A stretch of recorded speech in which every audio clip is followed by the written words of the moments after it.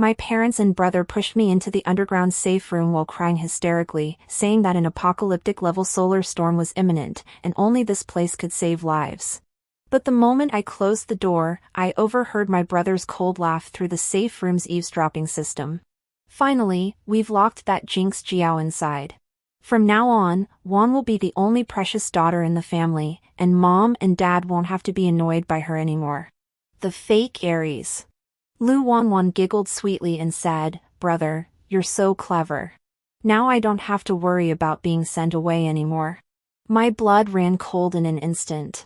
20 years of familiar love had turned out to be nothing but a cruel joke. At that moment, a mechanical voice echoed in my mind. Host detected is abandoned by closest kin. Apocalypse Fortress system activated. Global catastrophe countdown. 72 hours. New bee gift. Fortress space expanded by a 100-fold. Watching the loving family on the surveillance screen, I slowly curled my lips into a smile and leaned against the cold metal wall. The safe house is indeed very safe. I just wonder when the apocalypse truly arrives, where will you hide? 1. The cage of familial bonds. The heavy lead alloy door closed behind me with a dull click, completely cutting me off from the world of my family. The grief and reluctance on the faces of my parents and my older brother Xiaoyu were still vivid in my mind. My mother had even cried herself into unconsciousness, and her words, "Yeah, you must survive no matter what," still seemed to echo in my ears. I had been deeply moved by this familiar love, believing they truly had my best interest at heart. After all, it was my father's idea to build this underground safe room, costing tens of millions, meant to protect our family from any extreme disaster. And now I'm the only one who enters. I walked up to the console and activated the pre-installed eavesdropping system. My dad had installed it specifically to ensure my safety at all times. After the crackle of static, the voices from the living room came through clearly. It was my brother Chayu's voice dripping with undisguised scorn and satisfaction. "Finally, we've locked that Jinx Chow away. From now on, Juan will be the only young lady in the house. And Mom and Dad won't have to be annoyed by her anymore. A Jinx, so that's how he sees me." Then came Juan Juan's sweet, delicate voice. She was brought home when she was 16. My parents said she was the daughter of an old friend, left with no one to rely on, and asked us to take good care of her. "Brother, you always know what to do. Now I don't have to worry about being sent away anymore." Juan chirped, her voice brimming with joy. My mother's affectionate voice chimed in. "Silly child, what nonsense are you talking? You're Mommy's little sweetheart. How could we ever bear to send you away? Unlike Chow, she's been cold and rigid since she was little, doing everything by the book like a robot. Just looking at her gives me a headache." My father calmly agreed. "All right, let's not talk about her anymore. Juan, from now on, this family will be yours alone. Both you and your brother will inherit the family business. As for Chow Yu's name, let's just pretend it never existed. A family of 4, harmonious and happy." So, they disliked my dull personality, unlike Luan Wan, who knew how to act cute and win favor. So, they staged this elaborate act just to permanently remove me, their biological daughter, who was an eyesore, from their lives. 20 years of upbringing, 20 years of familiar love shattered in this moment like shards of glass scattered on the ground. Each piece piercing my heart, leaving it bloody and raw. I didn't cry. I just felt cold. A chill seeping from the marrow of my bones, stiffening my limbs. At that very moment, an emotionless mechanical voice echoed in my mind. Host detected as abandoned by closest kin. Doomsday Fortress system activated. Global catastrophe countdown. 7,200. Beginner's gift pack distributed. Fortress space expanded 100-fold. I froze immediately after. I felt a slight tremor beneath my feet as the walls of the safe house silently extended outward in all directions. The originally 100 square meter safe house transformed into a massive underground space spanning over 10,000 m in just a dozen seconds. Apart from the initial control room where I stood, the surrounding areas were vast and undeveloped. The console screen in front of me also lit up, displaying a complex interface. Fortress System 10, Energy, Solar Reserves 100%, Backup Nuclear Battery 100%, Air Circulation System Normal, Water Purification System Normal, Supplies Reserve Sufficient for one person's consumption for 30 days. Upgradable projects, Cultivation Area, Breeding Area, Workshop, Medical Room. I stared at the glaring red 72-hour countdown, then looked up at the surveillance feed. In the scene, my mother is placing an expensive diamond necklace around Luan's neck, a family heirloom my grandmother left me for my 18th birthday. My mother says, "Luan, only a beautiful girl like you deserves this necklace." Luan giggles uncontrollably and throws herself into my mother's arms, acting coy, a picture-perfect, happy family. I slowly leaned against the cold metal wall, a frosty smile curling at the corners of my lips. So the solar storm, it was real after all. They just used this truth to evil eye, hoping to leave me here alone to rot. They thought that by locking me away, they could comfortably seize everything I had and welcome their new lives without worry. Unfortunately, they miscalculated one thing in this apocalypse. I am the only player. 2. Apocalyptic Awakening. Countdown remaining. 71 hours. It took me a full hour to snap out of the immense shock and heartbreak. I stopped looking at the glaring scene in the surveillance footage and forced myself to calm down, focusing instead on studying the suddenly appearing Doomsday Fortress system. The 100-fold expansion of space from the beginner's gift pack gave me endless possibilities. The system interface clearly listed all the modules I could build and upgrade. Basic planting area. Consume 100 points to grow fast-growing vegetables. Meeting basic vitamin needs. Small workshop. Consume 200 points to produce basic tools and repair parts. Deep water purification. Consume 50 points to improve water recycling efficiency and increase reserves. Yet my initial points are 0. Ways to earn points. 1. Improve fortress construction. 2. Resist disasters. 3. Complete system tasks. Current mission preparations before the apocalypse within 72 hours. Improve your fortress as much as possible. Mission completion will affect subsequent rewards. Time is running out. The safe house was built by my father to the highest specifications and is already stocked with enough supplies for one person to survive for a month. I walked to the supply storage area, staring coldly at the neatly stacked shelves of compressed biscuits, canned food, and bottled water. These were the last traces of mercy they had left for me. The irony was that the safe house's network hadn't been completely severed. It was merely connected to an isolated local network, and the terminal for this local network was in my brother Chow's room. He probably assumed that once locked in here, I'd just wait despairingly for death. Never imagining I'd dare touch his computer, I turned on the internet function of the console and easily hacked into his computer. Chia was skilled with computers.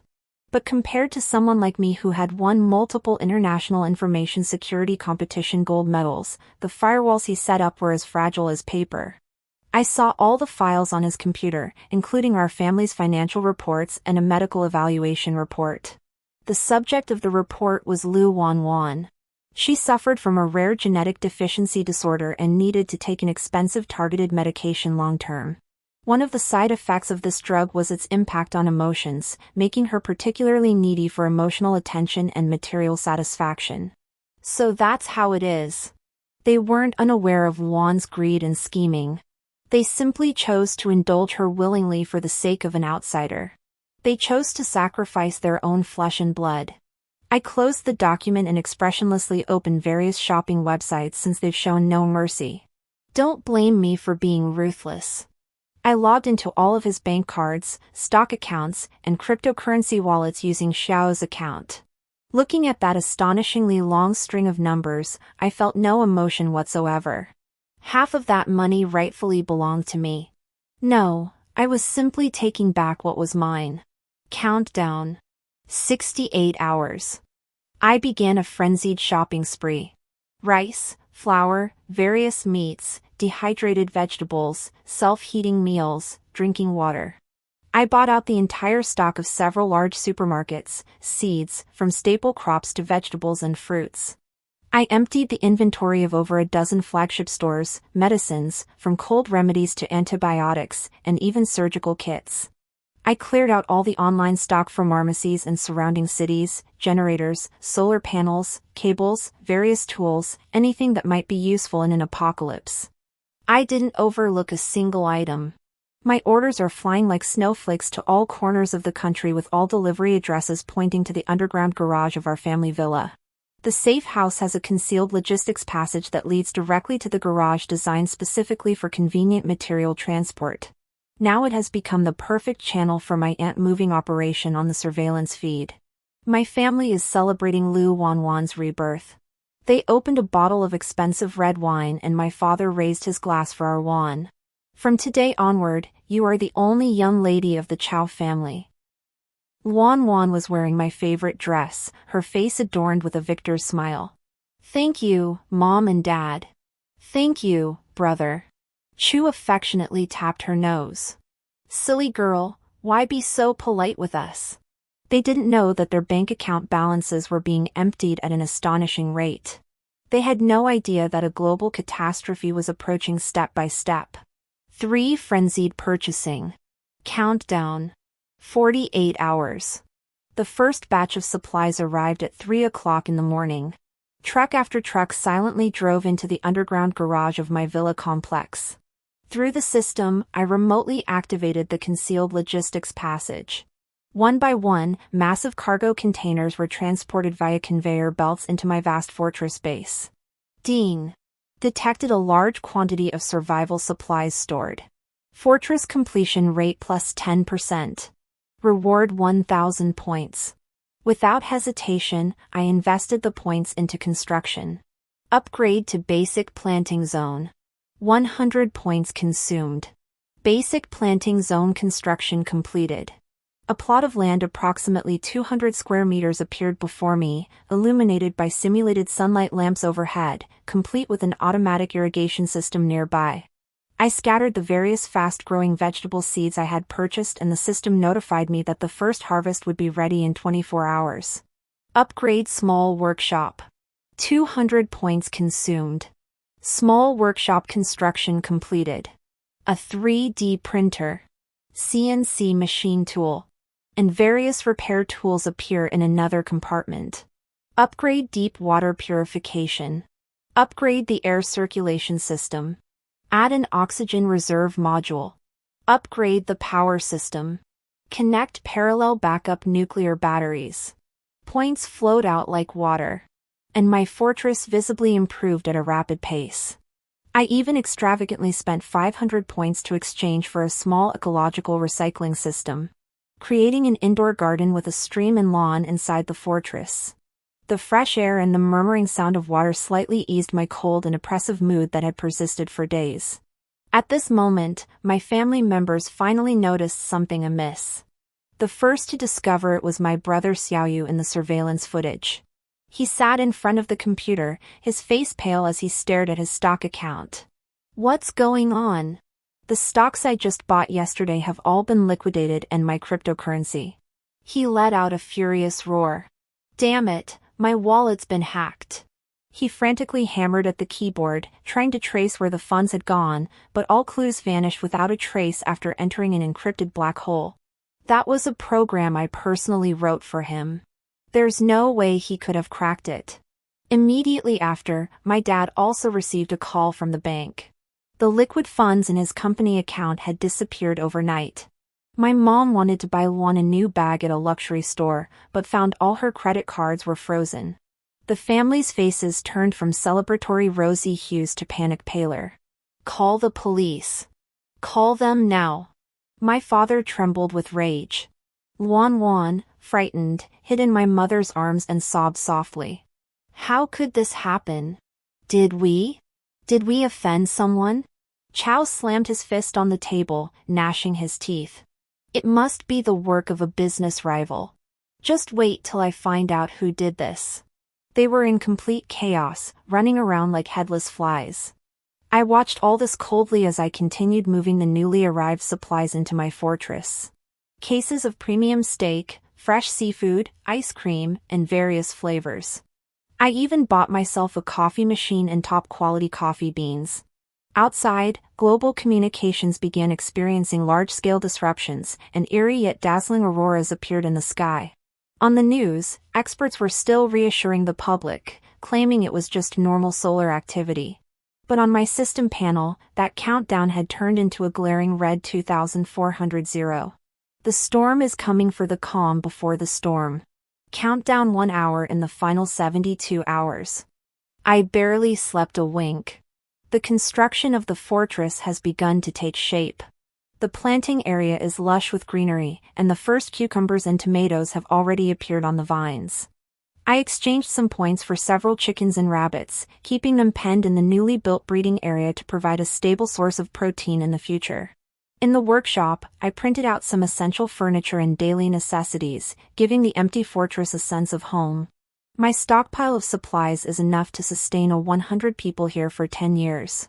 Meanwhile, in the villa, my former home, there is now nothing but gloom and despair.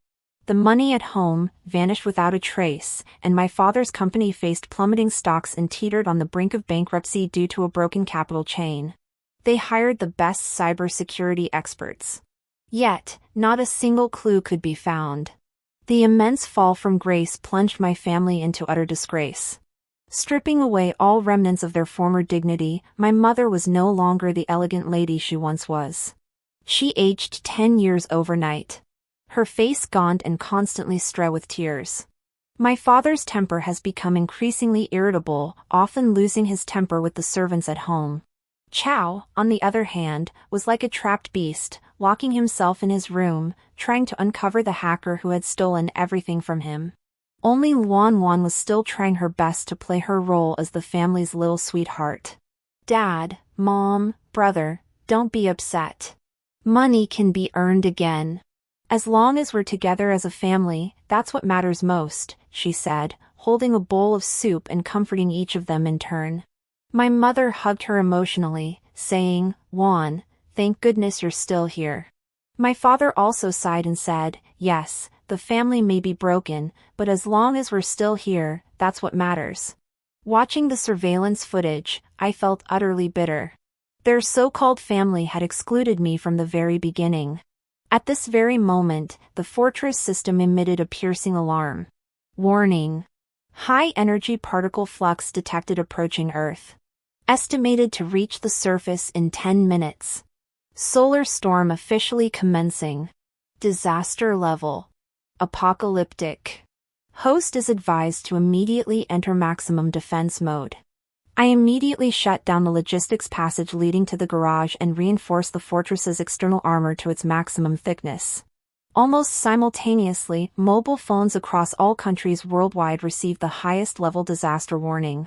A piercing alarm echoed throughout the entire villa. My parents, Chao Yu, and Luan Luan all turned their gaze toward the television simultaneously. On TV, the host delivered urgent news in an unprecedented tone of panic. This is not a drill. Repeat, this is not a drill. An unprecedented solar storm is about to strike Earth.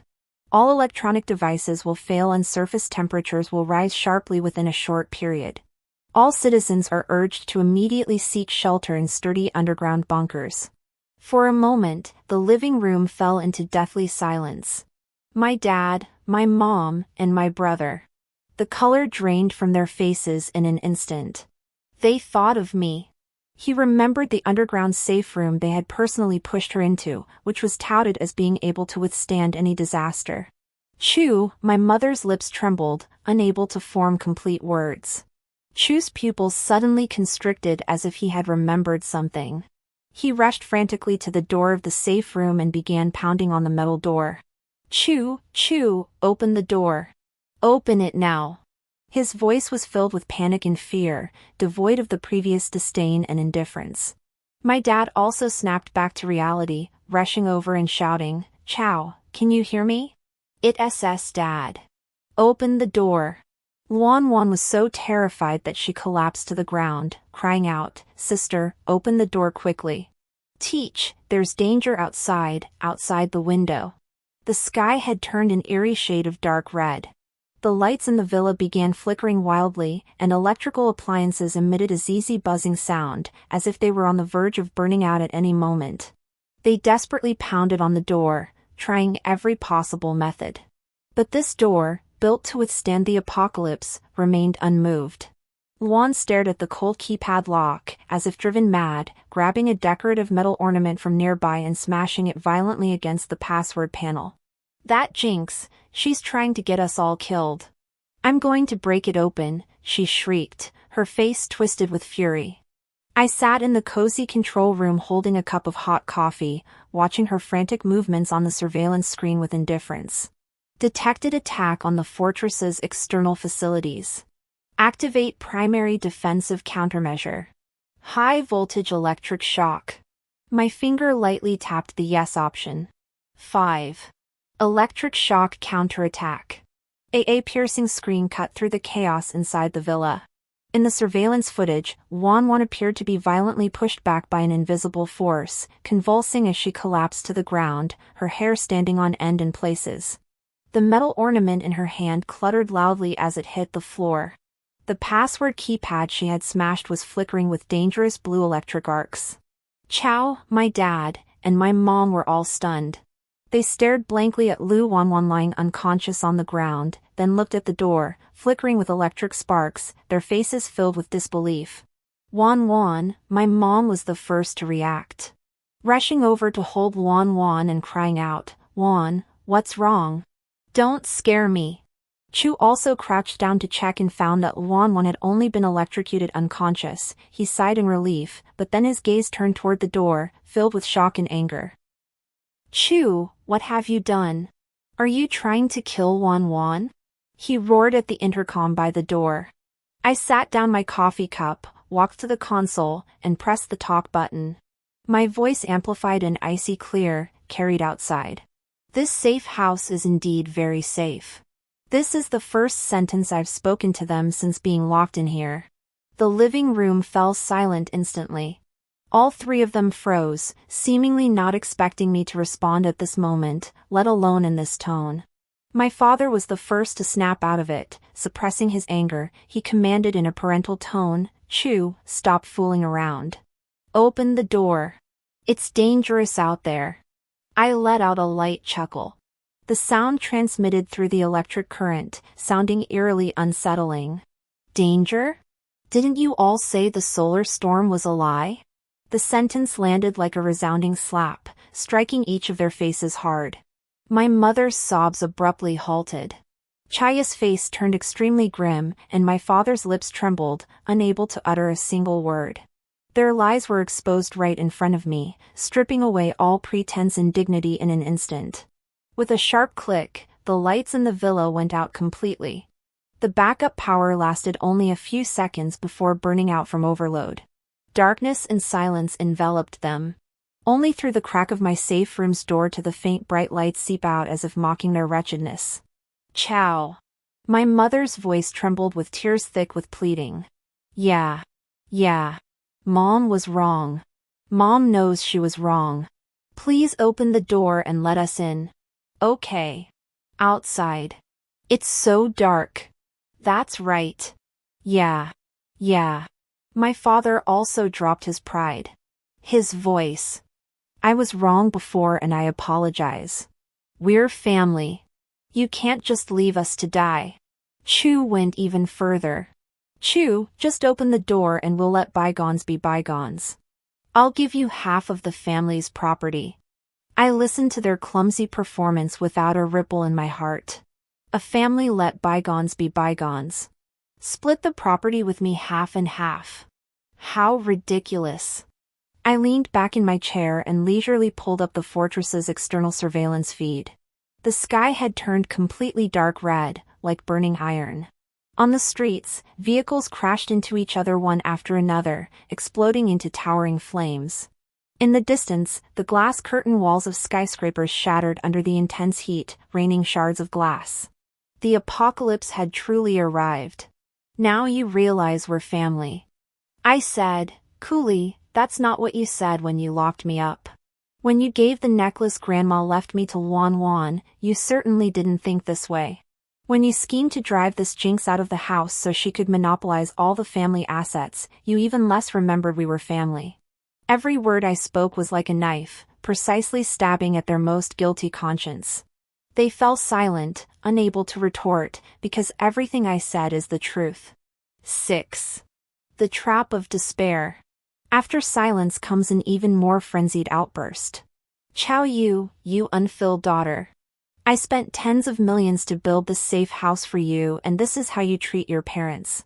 My father's furious roar was distorted by anger. If you don't open this door right now, I swear I'll smash it down. Chu also began making reckless threats. Smash the door. I glanced at the control panel displaying the external armor thickness. 50 centimeters of special alloy. Forget him trying to break it with his hands. Even driving a tank here might not be enough to force it open. I couldn't be bothered to waste any more words on them and simply switch the surveillance feed. I projected the scene from inside the fortress onto the display screen outside the door. In the footage was my spacious and bright living room with soft and comfortable sofas, fresh fruits, and steaming coffee on the table. I even gave a close-up shot of the planting area. The lush green vegetables and plump fruits looked especially enticing against the backdrop of the apocalyptic scene. Then I walked to the storage area and opened a can of ice-cold cola, sigh. The sound of bubbling was clearly transmitted outside through the loudspeaker. I took a sip and let out a satisfied sigh. This series of actions was the ultimate torture for those trapped in darkness, fear, and oppressive heat. No, impossible, Chia muttered to himself, his gaze unfocused as he stared at the scene on the screen. How could it have turned out like this? He knew the safe room he designed better than anyone. There was nothing inside but cold shelves and survival supplies. The sight before him completely defied his understanding. Meanwhile, my mother fixed her eyes intently on the food displayed on the screen, swallowing hard, a fierce mix of desire and envy flashed in her eyes. Chia, give Mom some water. Mom is so thirsty. She clung to the door, begging like a beggar. The temperature outside was rapidly rising, turning the villa into a steamer. Their expensive clothes had now become burdens, soaked with sweat and clinging tightly to their bodies. My father's face turned from pale to red, his breathing growing heavy. Accustomed to a life of comfort, he had never endured such hardship before. He gazed at my leisurely figure on the screen. The rationality in his eyes gradually devoured by jealousy and fury. Chow, I'm warning you for the last time. Open the door, he roared. Otherwise, once I'm out, I swear I won't let you off. I raised an eyebrow, finding it somewhat amusing. Still dreaming of getting out. Does he really think this disaster will be over in just a few hours? On the system panel, the status bar for Solar Storm has only just begun and is expected to last at least a month. A month from now, all civilization on the surface will be destroyed. And this is only the beginning. Chia, you seem to realize something as well. Suddenly remembering the ventilation system in the safe house. Dad, Mom, stop begging her. He seemed to have grasped the last lifeline. I know where the vent is. We can get in through there. With that, he stumbled toward the backyard of the villa. My parents, as if seeing hope, immediately followed him, watching their retreating figures. I shook my head. Ventilation shaft. I've long since upgraded it with points into a fortress-grade intake with triple filtration and defense mechanisms. What you thought was an escape route was merely another trap of despair I prepared for you. 7. Internal strife erupts. The ventilation shaft is located behind the rockery in the villa's backyard. Extremely well hidden. Chu exerted tremendous effort to move the rockery aside, revealing the metal pipe opening about half a meter in diameter. He stared at the opening, his face breaking into ecstatic relief as if having narrowly escaped death. Found it. We're saved, he shouted back to my parents. My parents were also overwhelmed with joy, as if they had already seen hope of entering the safe room. Chu couldn't wait to climb in, but he soon discovered that the vent's grill was secured with special screws, and there was no way he could open it with his strength alone. Tools. Quickly find some tools, he shouted anxiously. My dad and mom immediately rushed back into the villa, rummaging through every drawer and cabinet. Soon they came running back with crowbars and hammers. Bang! Bang! Bang! The sound of metal striking metal was particularly jarring in the quiet backyard. I sat in the control room, watching their futile efforts with leisurely amusement. That grating was reinforced by me using high-strength alloy manufactured in the workshop, not to mention crowbars. Even with a cutting machine, it would take several hours. After more than 10 minutes, all three of them were panting from exhaustion, but the grating remained completely unmoved. Despair once again enveloped them. How could it not open? Chow collapsed onto the floor, his eyes vacant. Just then, a faint hissing sound suddenly emerged from the ventilation duct. A stream of white gas gushed out through the gaps in the grate. What is this? My father took a cautious step back. Alert! Chu leaned in to sniff. Then his expression changed dramatically. Bad. It's anesthetic gas run. Unfortunately, it was already too late. That was the potent anesthetic I exchanged with points. Colorless, odorless, but extremely fast-acting. They barely had time to let out a startled cry before collapsing one after another. Unconscious. I watched the three unconscious figures on the monitor and expressionlessly turned off the gas release. Of course, I wouldn't let them die so easily. Living to experience despair. That's the best punishment for them. About half an hour later, they slowly regained consciousness. The temperature on the ground had risen to a terrifying level, and the lawn in the backyard had begun to turn brown and withered. The first sensation they felt upon waking was extreme thirst and hunger. Water. Water. Luan was the first to wake up, her lips cracked and her voice. My mother also struggled to get up, looking around in confusion. What's wrong with us? Chow leaned against the wall and stood up, recalling what had happened before he lost consciousness. His face was filled with fear and resentment. It was Qiaoyu. She did this, he said through gritted teeth. At that moment, the display screen on the safe house door lit up again. In the frame, I'm sitting at a dining table. On the table are 4 dishes and a soup, braised pork, steamed fish, vibrant green vegetables, and a bowl of glistening wuong rice. I pick up my chopsticks, take a piece of perfectly marbled braised pork, and place it in my mouth, chewing slowly and deliberately. The look of pure enjoyment on my face is transmitted crystal clear through the high-definition camera into each of their eyes. The sound of swallowing saliva rose and fell in the backyard. They hadn't eaten or drunk anything all day. Their bodies and minds teetering on the brink of collapse. Yet here I was feasting on a lavish dinner that would have been rare even before the apocalypse. Right in front of them. This was the cruelest torture. Chow, you beast. My father finally snapped, pointing at the screen and cursing loudly. You'll get your retribution. I set down my chopsticks, wiped my mouth with a napkin, then turned to the camera and flashed a radiant smile. Retribution. Isn't my retribution having family like you? But now it's fine. I stood up, walked closer to the camera, and enunciated each word clearly. I no longer have any family. With that, I turned off the screen directly. Darkness swallowed them once again, but this time, worse than the darkness were hunger and internal strife. It wasn't that there was no food in the villa. The kitchen fridge still had some leftovers and snacks, but in extreme conditions, this amount of food is far from enough to be divided among 4 people. The first conflict erupted over a single bottle of mineral water. 8. Food struggle. The few remaining bottles of water in the villa were tightly controlled by my father.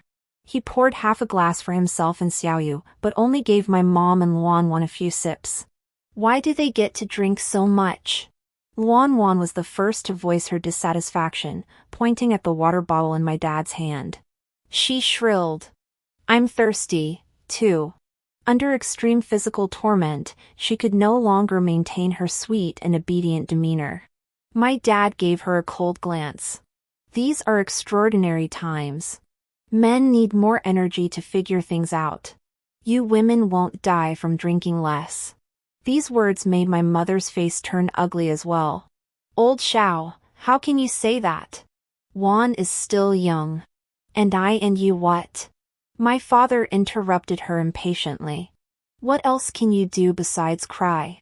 If it weren't for you insisting on bringing this Luan home back then, would we have all this trouble today? He was starting to take his anger out on her. My mother froze, unable to believe these words had come from her husband's mouth. What do you mean by that? Didn't you agree back then? Didn't you also say Juan is more considerate than Xiao? I only said that because I saw you liked her. My father waved his hand impatiently. What's the use of talking about this now? Hurry up and figure out how to get some food. Luan watched them argue, her eyes darting around. Then suddenly ran to Chia's side, grabbed his arm, and began to cry. Brother, I'm so scared. Did Mom and Dad abandon me? Looking at her tear-streaked face, Chia's heart softened. After all, he handed her the remaining water from his cup. Stop crying. Drink up. Luan immediately took the cup and drained it in one gulp, then shot my mom a challenging glance. The small act completely ignited the fury in my mother's heart. She rushed over, snatched the empty cup from Wan's hand, and smashed it fiercely onto the ground. You little, I've been feeding and clothing you so well, and this is how you repay me. Flirting with my son right in front of me. The mother who had doted on Luan endlessly in the past now looked like a shrew. Her face twisted with rage.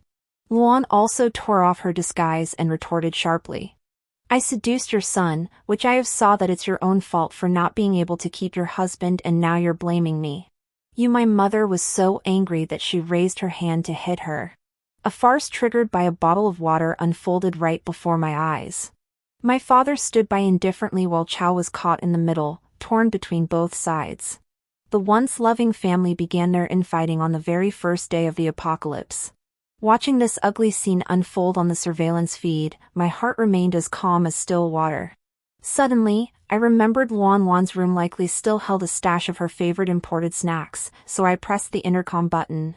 Under Wan's bedside table, in the third drawer, there's a lot of food. My calm statement was like a drop of water falling into a pot of boiling oil. The argument in the living room came to an abrupt halt. All eyes turned sharply toward Wan. Wan's face turned deathly pale in an instant. And no, that's not true. Don't listen to her nonsense. She waved her hands frantically in denial, but no one believed her anymore. Xiao was the first to charge into her room. A few seconds later, he emerged carrying a bag filled with potato chips, chocolate, and beef jerky. His face terrifyingly dark. He had actually been fooled by Luan too. My dad and mom stared at the food, their eyes turning green with hunger. You've got some nerve. Luan, my mom shrieked as she lunged forward. We're starving, and you dared to hoard food. You ungrateful wretch. My father was also furious. The three of them tangled together in a fight over that bag of snacks. The princess they once held dear in their hands was now being beaten and kicked as if she were their enemy. Luan's cries and pleasing with my parents' curses. Composing the first mournful song of the apocalypse, I turned off the sound. No longer wanting to hear this filthy noise, I walked to the eco-garden, lay on the lawn, and gazed at the simulated blue sky and white clouds above. I knew this was only the beginning. The ugliness of human nature would become even more vividly apparent in the days to come. 9. The truth revealed. In the following days, the surface temperature continued to rise, reaching nearly 100 degrees Celsius. The villa became a massive oven, and everything outside began to melt and burn. My entire family was completely trapped inside. That bag of snacks was quickly devoured by them. Next, they started eating the spoiled food from the fridge, then all the condiments in the kitchen, and even began gnawing on the leather sofa. Hunger had turned them into true beasts. They no longer had any semblance of dignity, resorting to violence against each other just to snatch a bite of food. Wan was the first to be abandoned. She had no strength and no value to exploit. Becoming the common punching bag for all three of them, my father broke one of her legs, leaving her to crawl on the ground like a dog, begging for scraps of food. Her once proud beautiful face, due to malnutrition and constant fear, turned sallow and haggard, losing all its former radiance.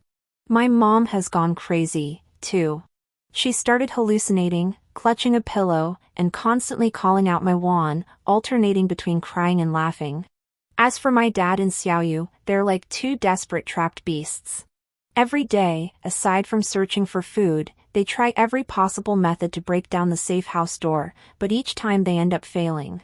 Every day, at a fixed time, I project scenes of life inside the fortress onto the screen outside the door. Sometimes it's me exercising on the treadmill. Sometimes it's me watching an old movie.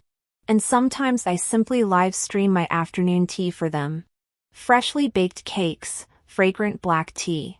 Each time it drives them into a new frenzy. This is exactly how I intend to crush their spirits and willpower. Bit by bit. Ding. Detected targets. Mental breakdown. Hatred value collection complete. Reward 5,000 points. System upgrade task initiated. Please select Fortress Evolution Direction. A. Mobile Fortress. B. War Fortress. Looking at these two options, I chose it without hesitation. In the apocalypse, holding a fixed position isn't a long-term strategy. Selection successful. Fortress upgrading. Estimated time 24 hours.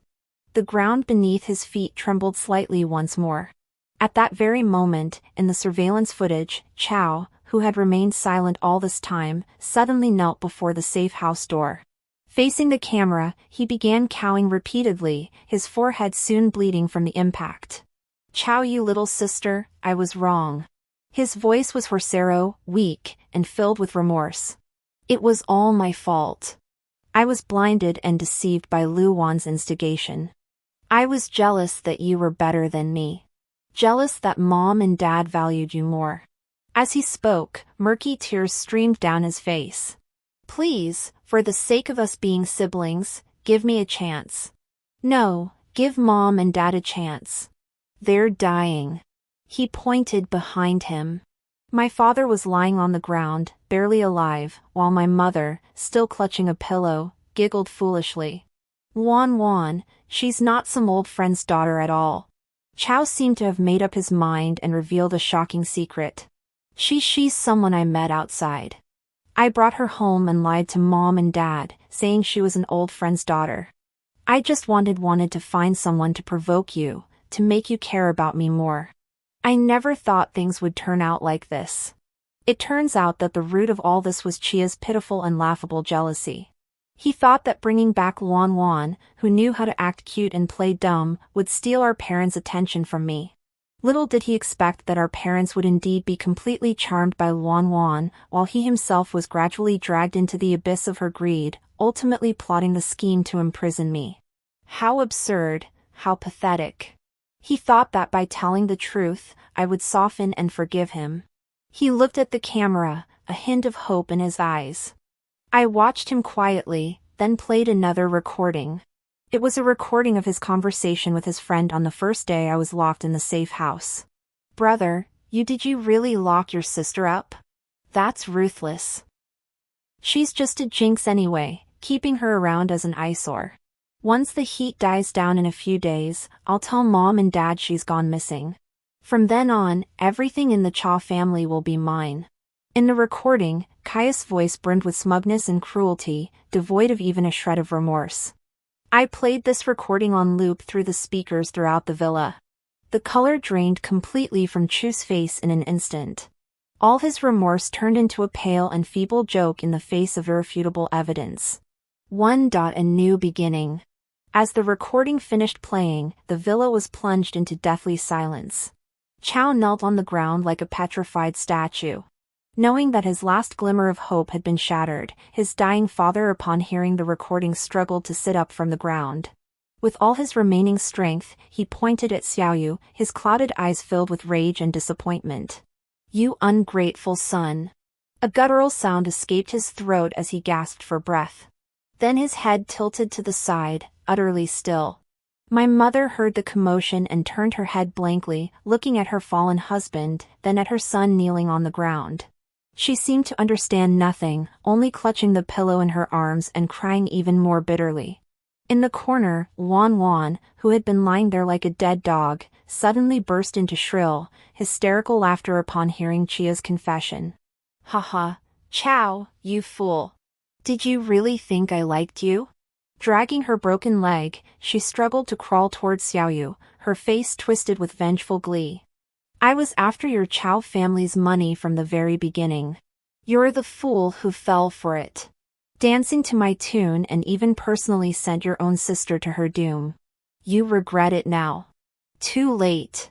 We're all going to die here. It's all your fault. You've doomed us all."